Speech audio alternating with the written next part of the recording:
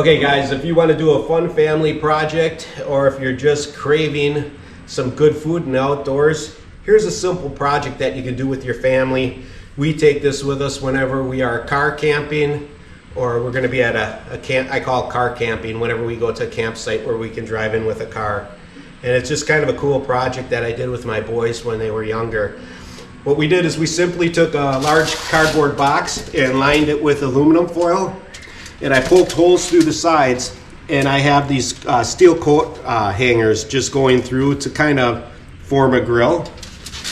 We have a couple of pie tins here, a grate for holding a pizza, charcoal, and then our this is a charcoal lighter that you can light your charcoal really quick with, just with the aid of newspaper only. And we're going to go ahead and show you how we make our pizza. The shelf that we made with the coat hangers that we poked through the side here simply is just going to hold this grate that the pizza is going to sit on, and then we will light the charcoal, put them in these pie tins. The pie tins are going to go on each side of the pizza. We're not going to directly cook directly underneath the pizza, rather you want your heat to be on the sides. So all right, let's go ahead and we'll start the charcoal.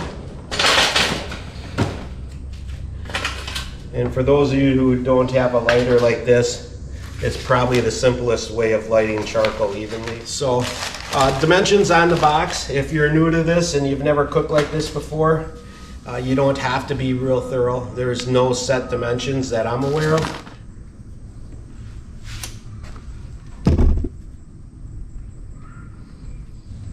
Okay, we'll go ahead and let that just do its job, and we'll give this maybe 5-10 minutes to get that charcoal going, and then we will get into the cooking process of the pizza. If you are going camping, you ever have the problem where you can't keep your cell phones charged, can't keep your computer charged, or your cameras charged, I've received a gift this week by a company called IEsafy, and I'll leave a link to this. It's another one of these Amazon companies that has just a really cool idea for when you're out camping in the wilderness. And if you look, this little thing right here is a lithium ion charging station, and it charges off of solar. How cool is this? Check this out. It has 4 mini solar panels. All you do is you lay it on your picnic table in your campsite.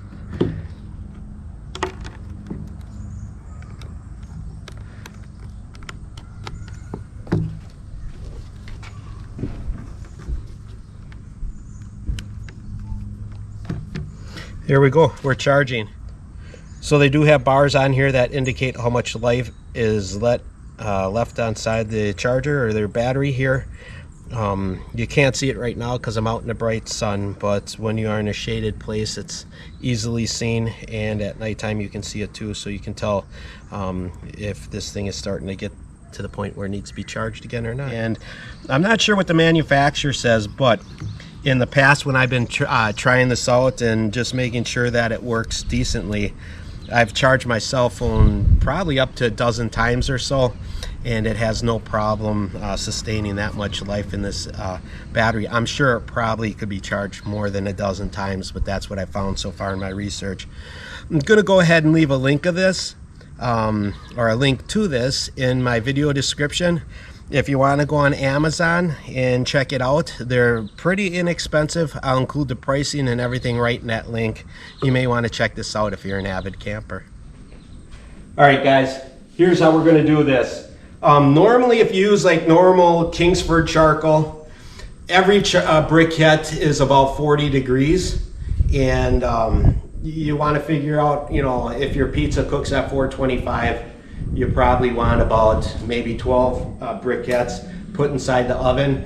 With this, we're using a different type of charcoal. It's not Kingsford, and there's only really like about a half of a briquette in these compared to what the Kingsford is. So we're going to be putting in a lot more charcoal than what is normally needed, so just keep that in mind. We went ahead and we got the briquettes going inside this little charcoal lighter. And so we're going to take our briquettes out and put it down inside the pie tins. And like I mentioned earlier in the video, just make sure that these briquettes are off to the side. You don't want them directly underneath the pizza.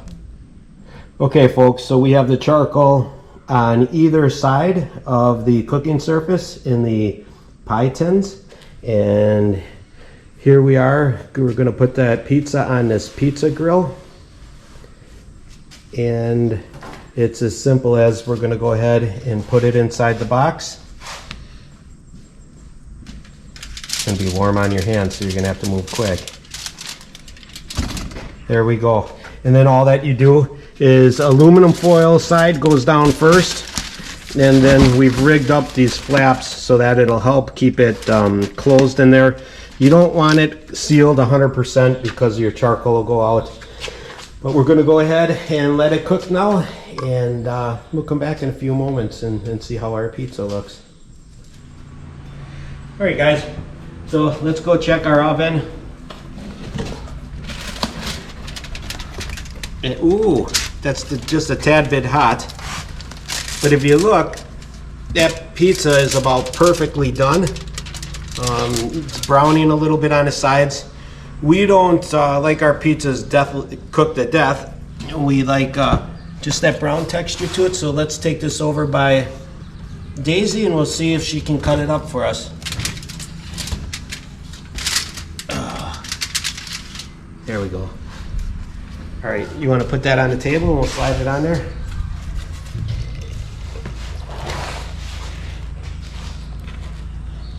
Yep, go ahead, give her.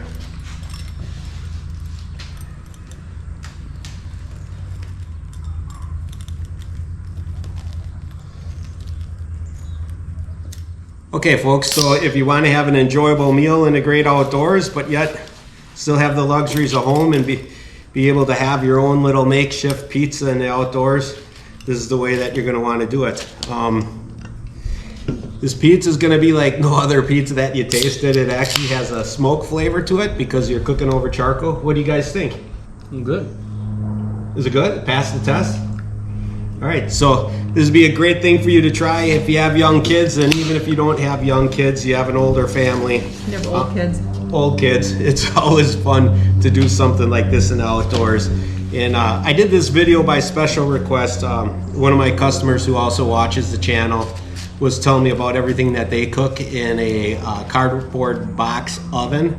And they do everything from baking cakes, pies, all sorts of things. And you know, just get creative and use your mind and try it. You know, it works great. And yeah, I'm amazed that that cardboard doesn't light on fire, that everything stays the way that it should.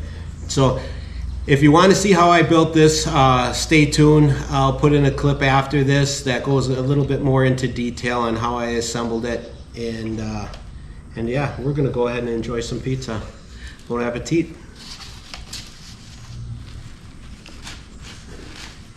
Not bad, huh?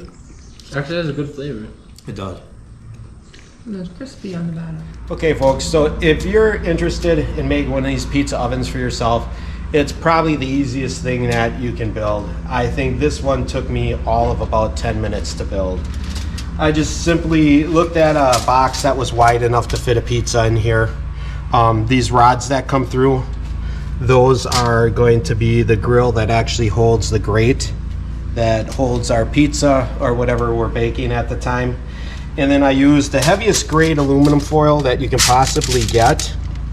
And then the way that I get it to stick to the edges of the box is any good hardware store sells aluminum tape. It's not duct tape, totally different. It's an aluminum tape that's usually used for like HVAC applications.